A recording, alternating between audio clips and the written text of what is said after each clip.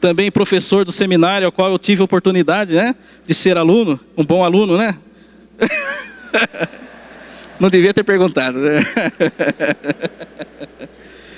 Está também a sua esposa, Dona Eunice, né? Levanta a mão, Dona Eunice, ali. Que Deus te abençoe também. Para nós é uma grande alegria e um grande prazer recebê-los novamente, né? Que Deus abençoe.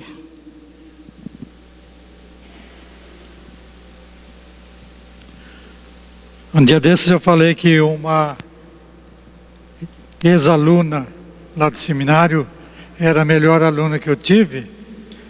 E depois eu expliquei que na formatura ela me convidou para um almoço, né? Como ele não me convidou para o almoço, então não posso dizer que ele é a melhor aluna, né?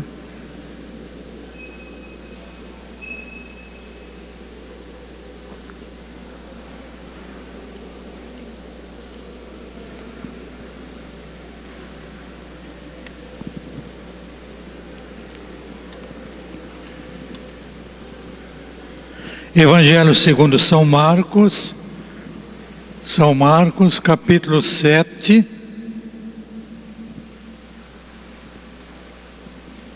a partir do verso 24.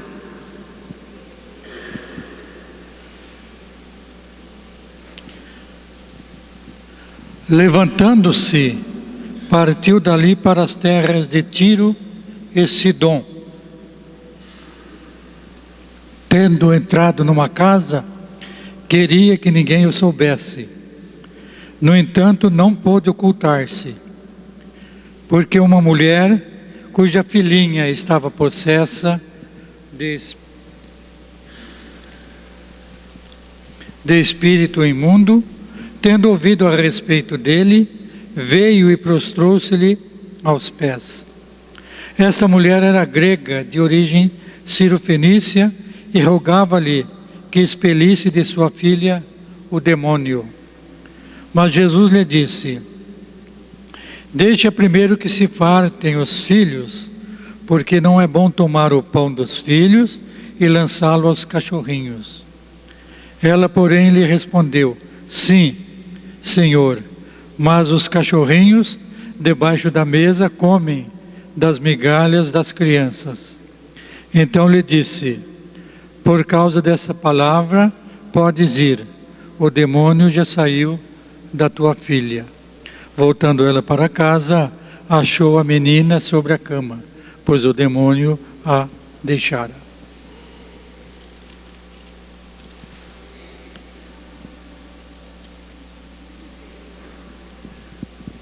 Como igreja, nós precisamos aprender com Jesus a maneira de nós vivermos cristamente, enfrentando todas as situações que nos deparam no nosso caminhar. E uma das questões que nós precisamos aprender com Jesus é como lidar com as diferenças sociais.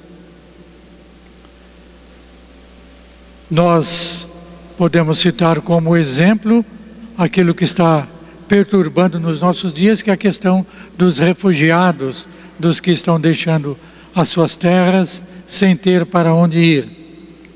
E esse texto serve bem para este tipo de consideração, porque ele coloca os dois personagens do texto, colocados um diante do outro, representam classes sociais, situações sociais totalmente diversas, totalmente diferentes. Primeira delas, para aquela ocasião, e não para hoje, felizmente, né, principalmente para as mulheres, é que havia uma separação muito grande, né, entre os homens e as mulheres. Era sociedade extremamente patriarcal. Aliás, eu gosto muito daquele texto lá de Provérbios, da mulher virtuosa, porque lá o texto desmascara esse hipócrita patriarcalismo, porque a mulher lá daquele texto faz tudo, né? Compra, vende, administre na sua casa, o marido fica só discutindo na praça e exigindo da mulher que a roupa dele ainda esteja bem passadinha, bem em ordem, né? Então, talvez a primeira grande diferença, né? A gente se lembra da mulher samaritana, por exemplo. Os discípulos ficaram admirados de ver Jesus conversando com uma mulher. Outra diferença também é a questão da raça. Se por um lado Jesus era judeu, por outro lado essa mulher na verdade era até de difícil identificação, porque diz o texto que ela era sírio-fenícia, então ela pertencia a uma região onde essas duas nações estavam misturadas, né? A Síria e a Fenícia. E aqui ainda fala que ela era grega. É possível, e algumas traduções entendem assim, que a palavra grego aqui está no lugar de gentio, né? Porque na Bíblia às vezes fala judeus e gentio, às vezes fala judeu e grego. De qualquer forma, a diferença não era apenas de nação, mas também de status dentro dessa nação, porque os judeus se julgavam uma nação pura, um povo puro, descendente de Abraão e etc. Ao passo que a outra parte era a mulher, então no caso, era de uma nação assim bastante, pouco identificável no caso. Além disso, Jesus é uma pessoa importante, né? Importante, a mulher, uma pessoa desconhecida, né? Geralmente os importantes não gostam de se misturar com os desconhecidos, né? Então esse é o pano de fundo, né, desse texto, se nós quisermos entendê-lo bem.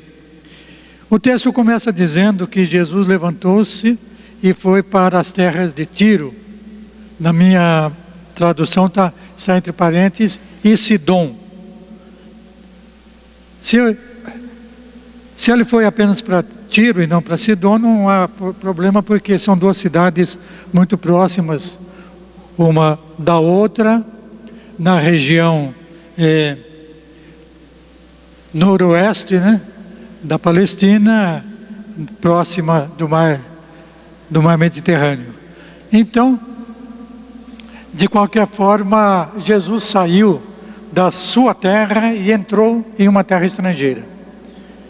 Bom, Jesus veio com a missão, né, de espalhar o Evangelho a toda criatura, de levar a mensagem a todos os povos. E aí vem a pergunta: por que Jesus atravessou a fronteira? Será que o plano dele era evangelizar, era pregar ali naquela região? O texto diz que não, diz que ele foi ali para descansar. Ele entrou numa casa, ele queria que ninguém soubesse que ele estava ali, né? Porque como ser humano, Jesus também precisava de descansar. As igrejas fazem bem em dar apoio aos pastores que foram lá para o encontro, né, para o congresso de pastores, né, uma possibilidade que tem de descansar. Se perguntaram para mim por que eu não fui, vou responder que eu estou cansado de tanto descansar, né? Então eu estou por aqui. Bom, então esta é a situação. Por que Jesus entrou ali? Jesus foi ali para descansar. E por que ele não descansou?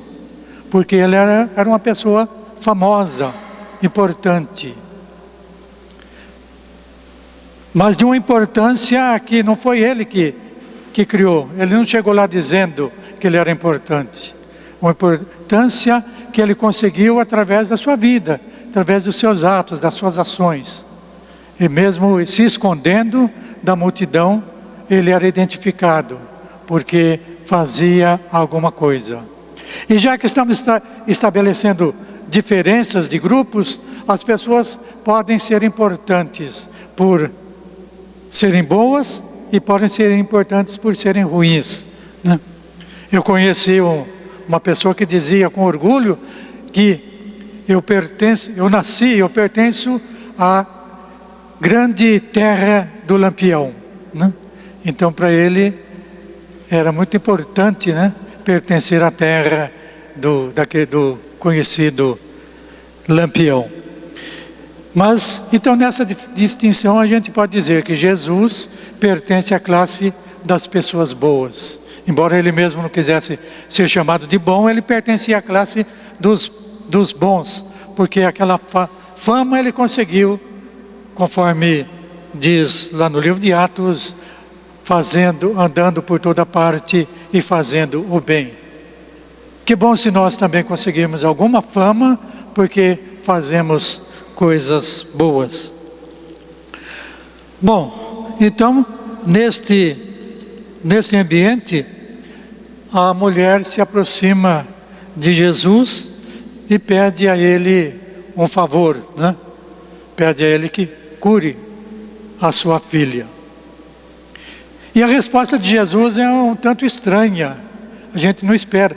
A gente esperava que Jesus estivesse ali evangelizando, né? A gente esperava que Jesus desse uma palavra de ânimo, de conforto para aquela mãe com o problema da filha. Mas Jesus responde que primeiro ele ia atender os filhos, para depois atender os cachorrinhos, né? Os cachorrinhos. É verdade, irmãos, que a comparação de seres humanos com animais, lá no Oriente, não é tão, assim, pejorativa, negativa, como aqui para nós. O Eclesiastes, por exemplo, fala que a sua amada é tão bonita como as éguas do carro de Faraó, né? E o profeta Oséias diz que as mulheres vaidosas assemelham-se às vacas de Bazã, né? Então era diferente o tipo de linguagem que eles usavam. Mas de qualquer forma a gente fica assim meio pensando por que Jesus deu aquela resposta.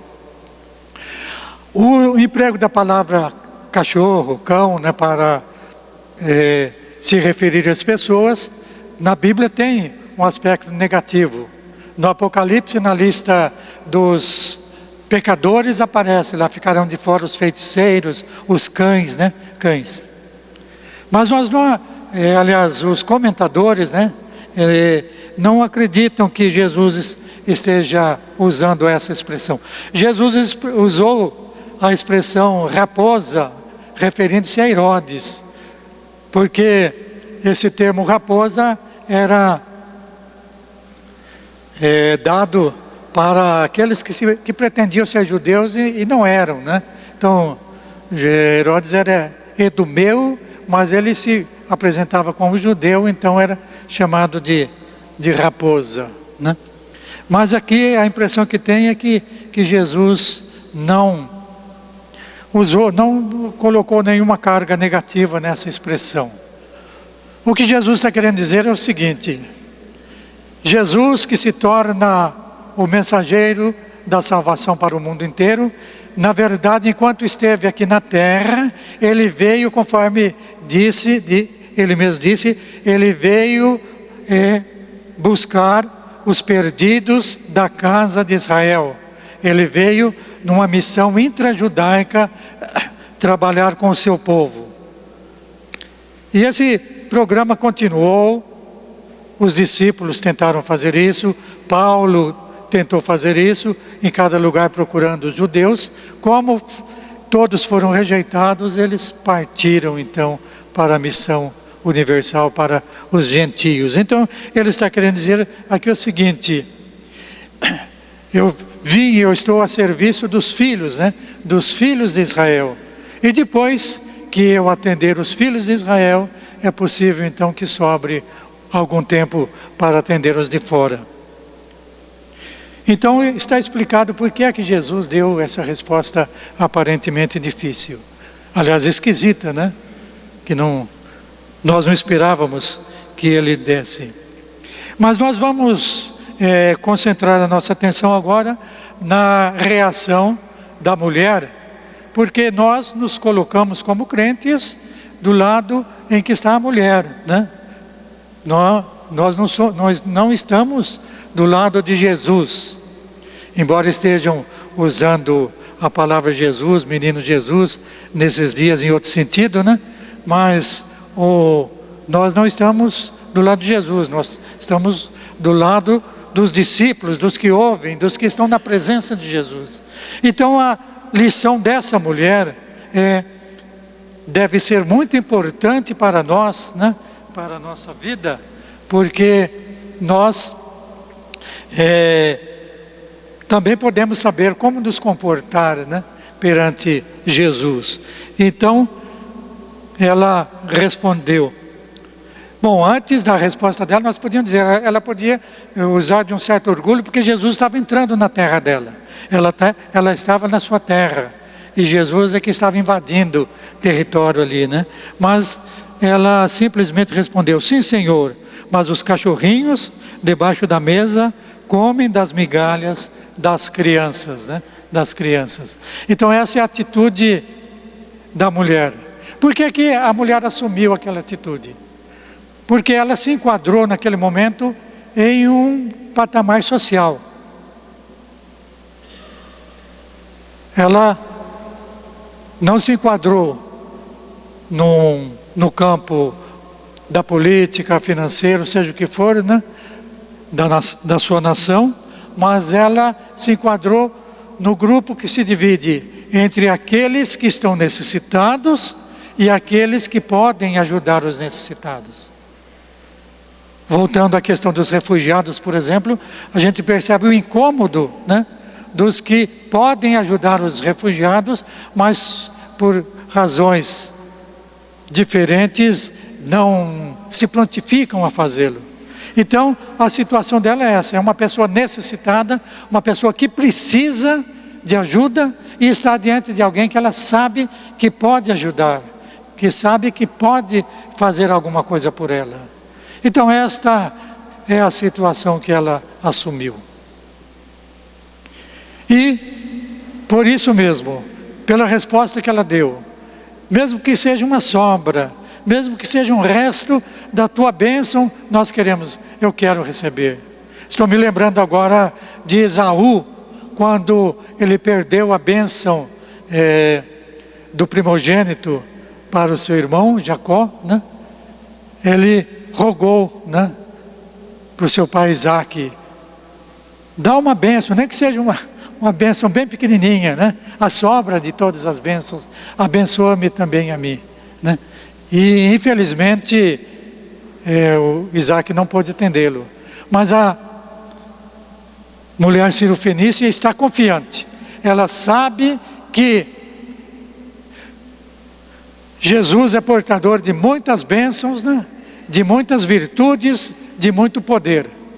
Mesmo que procurem tirar o máximo da sua virtude, das suas virtudes, do seu poder, da sua força, do seu espírito, Jesus tem de sobra para dar.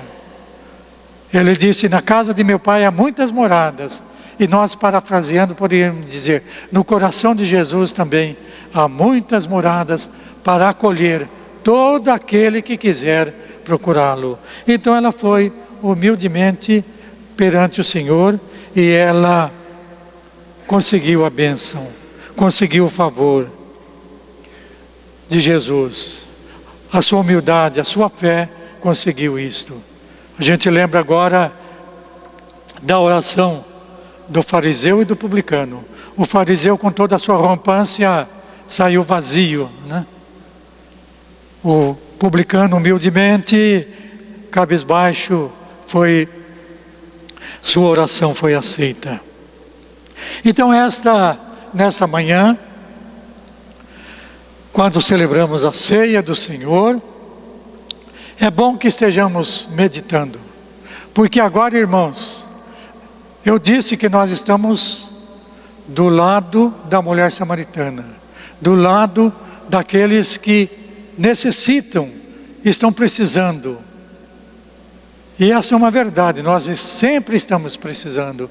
Nós sempre somos pecadores, somos pequenos e precisamos da graça do Senhor.